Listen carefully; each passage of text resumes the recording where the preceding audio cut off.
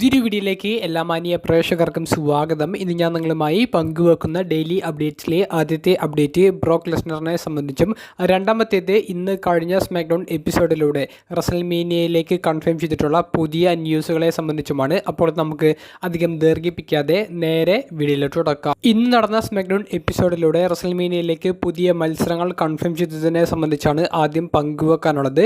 Undisputed tag team ചാമ്പ്യൻഷിപ്പിൻ്റെ 6 pack ladder മത്സരത്തിലേക്കുള്ള 2 അവസാന ക്വാളിഫയിങ് മത്സരങ്ങൾ നമുക്കിന്ന് കാണാൻ സാധിച്ചു. അതിൽ ആദ്യത്തെ മത്സരത്തിൽ സ്ട്രീറ്റ് പ്രോഫിറ്റിനെ പരാജയപ്പെടുത്തിക്കൊണ്ട് ഓസ്റ്റിൻ തിയറി, ഗ്രേസൺ വോളർ തുടങ്ങിയവരുടെ ടീം വിജയിച്ച് ക്വാളിഫൈ നേടുന്നതാണ് നമുക്ക് കാണാൻ സാധിച്ചത്. അതിനുശേഷം ന്യൂ ക്യാച്ച് റിപ്പബ്ലിക് എന്ന് പറയുന്ന ടീം ലെഗഡോ ഡെൽ ഫാന്റാസ്മയെ പരാജയപ്പെടുത്തിക്കൊണ്ട് ഈ ക്വാളിഫൈ നേടുന്നതെന്ന് നമുക്ക് കാണാൻ സാധിച്ചു. അപ്പോൾ 6 ടീമിനെയും ഈ ഒരു ലാഡർ മത്സരത്തിലേക്ക് കൺഫേം ചെയ്തിട്ടുണ്ട്. അതിൽ നിലവിലെ ടാഗ് ടീം ചാമ്പ്യന്മാരായ ജഡ്ജ്മെൻ്റ് ഡേ ഉണ്ട്, ഓസം ട്രൂത്ത് ഉണ്ട്, DIY എന്ന് പറയുന്ന ടീമുണ്ട്, ന്യൂ ഡേ ഉണ്ട്. ഇപ്പോൾ സ്മാക്ഡൗണിൽ നിന്ന് ക്വാളിഫൈ ചെയ്ത 2 ടീമുമുണ്ട്. അപ്പോൾ ഒരു കിടിലൻ ലാഡർ മത്സരമാണ് അൺഡിസ്പ്യൂട്ടഡ് ടാഗ് ടൈറ്റിലിന് വേണ്ടി റസൽമേനിയയിൽ നടക്കാൻ പോകുന്നത്. മറ്റൊരു മത്സരത്തിൻ്റെ സൂചന നൽകിയിട്ടുള്ളത് റെയ്മിസ്റ്റിയോയും ഡ്രാഗൻ ലീയും ടീം ആയിക്കൊണ്ട് സാന്റോസ് എസ്കോബാറിനെയും ഡൊമിനിക് മെസ്റ്റിഡിയോയും ഒരു ടാഗ് ടീം മത്സരത്തിൽ നേരിടാൻ സാധ്യത ഉണ്ട് എന്നുള്ളതിനെ സംബന്ധിച്ചാണ്.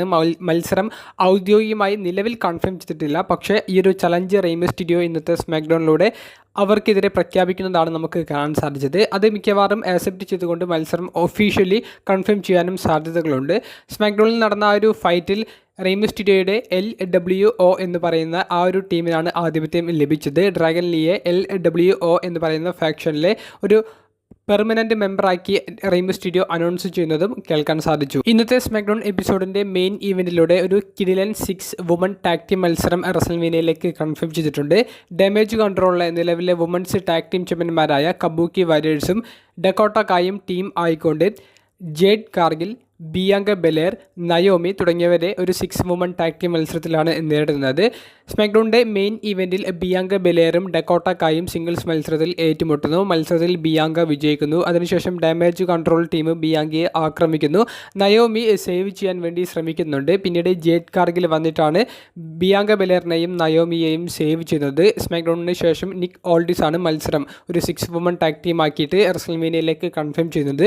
ജേഡ് കാർഗിലിൻ്റെ ആദ്യ റസൽമേനിയ മത്സരമാണെന്നുള്ള വലിയൊരു പ്രത്യേകതയാണ് ഈ ഒരു മത്സരത്തിന് പിറകിലുള്ളത്. രണ്ടാമത്തെ അപ്ഡേറ്റ് ബ്രോക്ക് ലെസ്നറിനെ സംബന്ധിച്ചാണ്. നിലവിൽ ബ്രോക്കിൻ്റെ ആരാധകർക്ക് ഏറ്റവും കൂടുതൽ സംശയമുള്ള ഒരു ചോദ്യം, നിലവിൽ ബ്രോക്ക് ലെസ്നർ WWE യാതൊരുവിധ ബന്ധവും ഇല്ലാതെ നിൽക്കുന്ന ഒരു റെസ്ലറായിട്ട് കൂടിയും റസൽമേനിയ 40ൻ്റെ അഡ്വർടൈസ്മെൻറ്റിലും റസൽമേനിയ 40ൻ്റെ പ്രൊഡക്ഷൻ ട്രക്കിലും എന്തുകൊണ്ടാണ് WWE ബ്രോക്ക് ലെസ്നറിൻ്റെ പിക്ചർ ഉപയോഗിക്കുന്നത് എന്നുള്ളതിനെ സംബന്ധിച്ചാണ്. അപ്പോൾ നമുക്ക് ഒറ്റയടിക്ക് പങ്കുവെക്കാനുള്ള ഒരു അപ്ഡേറ്റ്, ബ്രോക്ക് ലെസ്നറിനെ WWE പൂർണ്ണമായി ഒഴിവാക്കിയിട്ടില്ല. ബ്രോക്ക് ലെസ്നറിൻ്റെ റിട്ടേൺ WWE നടക്കും.